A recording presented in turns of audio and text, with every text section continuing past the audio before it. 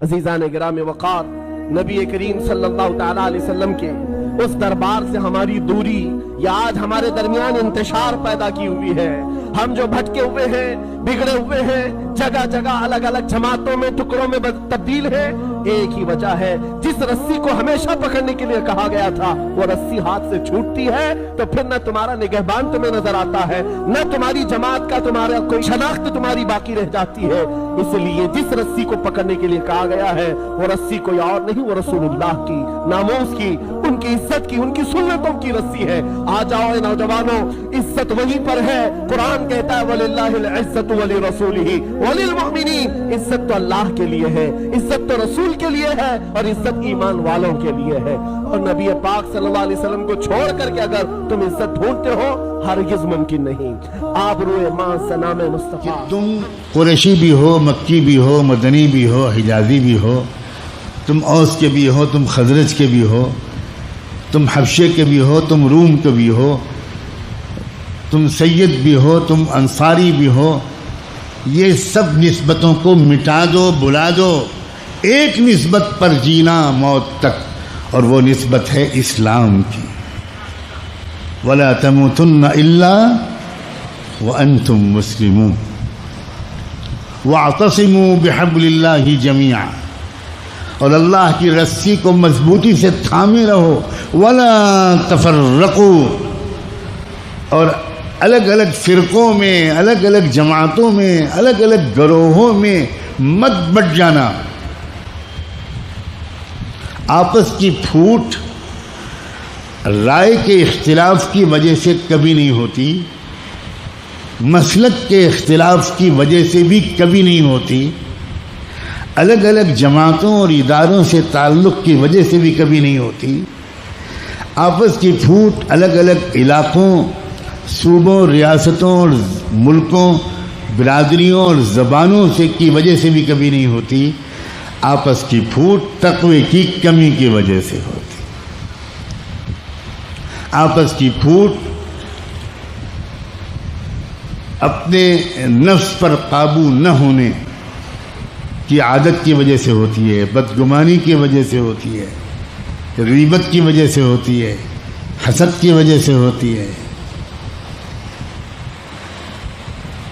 دل کے ان مہلک برائیوں سے صاف نہ ہونے کی وجہ سے ہوتی ہے۔ یہ ہے کہ دوستوں، یہ امت بہت مشقت سے بنی ہے۔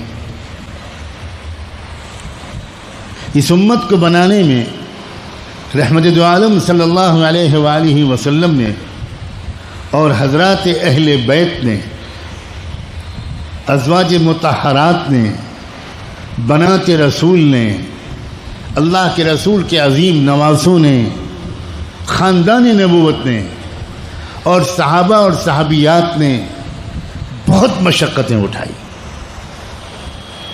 بہت پاپڑ بیلے، بڑی قربانیاں دیں، مگر شیطان کی یہ مستقل کوشش ہے جو آج کل اپنے آخری انتہا کو پہنچی ہوئی ہے۔ اور وہ کوشش کیا ہے کہ کسی طرح ہماری اس پیاری امت محمدیہ کے ٹکڑے، ہمارے اس دور میں فلسطین سے بڑی کوئی مثال دی جا سکتی ہے؟ آپ کو معلوم ہے کہ 7% زمین فلسطین کی اس پر یہودی قابض تھے، یعنی 1947-48 کے آس پاس۔ دھیرے دھیرے ظلم اور زیادتی کا بازار گرم ہوتا رہا، برطانیہ نے انہیں الاٹ کی تھی زمین، اور دھیرے دھیرے دوسرے لوگوں نے بھی اس کو اسپانسر کیا، اور امریکہ آج دنیا کا سب سے بڑا اسپانسر ہے ان کے لیے۔ یہ عیسائیوں اور یہودیوں کی دشمنی آپس میں ہے، لیکن وہ آج ایک ہو چکے ہیں، اور ہم حنفی اور اہل حدیث ایک نہیں ہو سکتے، ہم بریلوی اور دیوبندی ایک نہیں ہو سکتے۔ انہوں نے دیکھا کہ ہماری یہودیت میں کوئی چارمنگ نہیں بچی، اور انہوں نے سمجھا کہ ہماری نصرانیت میں کسی کو کوئی دلچسپی محسوس نہیں ہوتی، اس لیے کہ وہ سب جانتے ہیں کہ انہوں نے اللہ تعالیٰ کی کتاب میں تعریف کر کے اپنے مفادات کے مطابق لکھ رکھا ہے۔ تو آج ان کے ہاں نہ ایمان ہے، نہ انصاف ہے، نہ اخلاق ہے، نہ سینس آف رسپانسبلٹی ہے، نہ انسانیت کو دینے کے لیے کچھ ان کے پاس مواد ہے۔ تو انہوں نے کہا کہ ہم آپس میں لڑتے رہیں گے تو یہ جو اسلام آ رہا ہے اس کا مقابلہ کیسے ہو سکتا ہے؟ اس لیے عیسائیوں نے یہودیوں کا گناہ معاف کر دیا جو انہوں نے حضرت عیسیٰ علیہ السلام کو سولی پر لٹکا کر کے جرم کیا تھا، وہ ایک ہو گئے۔ لیکن آج ہمارے درمیان مسلکی تشدد باقی ہے، یہ امت ایک امت نہیں ہو پاتی۔ ہمارا اللہ ایک ہے، ہمارا رسول ایک ہے، ہمارا کلمہ ایک ہے، ہمارا قرآن ایک ہے، ہماری شریعت ایک ہے، ہمارا مرکز توحید ایک ہے، ہم سب ایک ہیں۔ چھوٹے موٹے اختلافات وجہ نزاع نہیں بن سکتے۔ صحابہ کے درمیان بھی اختلافات تھے، نبی اکرم صلی اللہ علیہ وسلم نے ایک مسئلے میں کئی چیزیں ارشاد فرمائیں تاکہ امت کے اندر آسانی ہو۔ حضرت عائشہ فرماتی ہیں رضی اللہ تعالی عنہا کہ کسی مسئلے میں اگر دو رائے ہوتی تھیں تو نبی اکرم صلی اللہ علیہ وسلم آسان والی کو ترجیح دیتے تھے تاکہ امت مشقت میں نہ پڑ جائے۔ گرامی، دعوت کے ساتھ ساتھ دوسرا اہم ترین پیغام وہ اتحاد کا پیغام ہے، اتفاق کا پیغام ہے۔ عزیزان گرامی، ابھی چند ماہ پہلے ایک کانفرنس میں، ایک اجلاس میں مقررین مسلمانوں کے درمیان اختلاف کا ذکر کر رہے تھے کہ ہمارے درمیان بہت سے اختلافات ہیں۔ میری صدارتی تقریر تھی، میں نے صدارتی تقریر میں عرض کیا، آپ کی توجہ چاہتا ہوں، میں نے صدارتی تقریر میں عرض کیا کہ میرے نزدیک تو یہ معجزہ ہے، یہ میراکل ہے، یہ کرامت ہے اس اسلام کی کہ 1.5 بلین انسان، 150 کروڑ انسان جو دنیا کے گوشے گوشے میں پھیلے ہوئے ہیں، وہ اتنی ساری باتوں پر متفق۔ اب غور کریں، لسٹ بنائیے آپ تو آپ دیکھیں گے کہ 98% باتیں ایسی ہیں جن میں دنیا کے سارے مسلمان متفق ہیں۔ ان کا کلمہ ایک ہے، ان کا ویژن ایک ہے، وہ 5 وقت نماز پڑھتے ہیں، وہ روزہ رکھتے ہیں، ان کی عبادتیں ایک ہیں، ان کا فیملی سسٹم، کس سے شادی کرنا کس سے نہیں کرنا ہے، کیا قدریں ہوں گی، کیا ویلیوز ہوں گی، 95% باتوں پر مسلمان متفق ہیں۔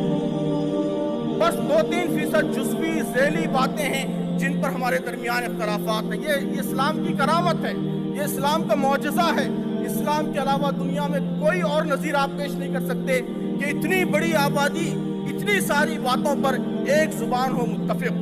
یہ ہماری طاقت ہے، یہ ہماری قوت ہے، یہ اللہ تعالیٰ کی بہت بڑی دین ہے، ہمیں اس کی قدر کرنی چاہیے۔ ان 2-3% اختلافی باتوں کو بھولنا چاہیے۔ جو 98% باتیں جن پر ہم سب متفق ہیں، ان کو اپنا فوکس بنانا چاہیے، ان پہ توجہ دینی چاہیے، ان کو لے کر ہمیں کوشش کرنی چاہیے۔ آپ مجھے بتائیے کہ اس مجمع میں اسلام کے نام لینے والوں میں کون ایسا ہو سکتا ہے جو اس مہم کے مقاصد سے اختلاف رکھتا ہو؟ ہم سب متفق ہیں، ہم سب کی آرزو ہے، ہم سب کی تمنا ہے کہ نبی کریم صلی اللہ علیہ وسلم کا پیغام یہ ساری انسانیت تک پہنچے، آپ کا صحیح تعارف لوگوں کے سامنے آئے۔ آئیے اس بات پر ہم متفق ہو جائیں، آئیے ہم سب مل کر یہ کام کریں، بریلوی بھی یہ کام کریں، دیوبندی بھی یہ کام کریں، اہل حدیث بھی یہ کام کریں، شیعہ بھی یہ کام کریں، ہم سب مل کر ہمارے محبوب رسول جن کی رسالت پر ہم سب کا اتفاق ہے، ان کے پیغام کو انسانیت تک پہنچائیں۔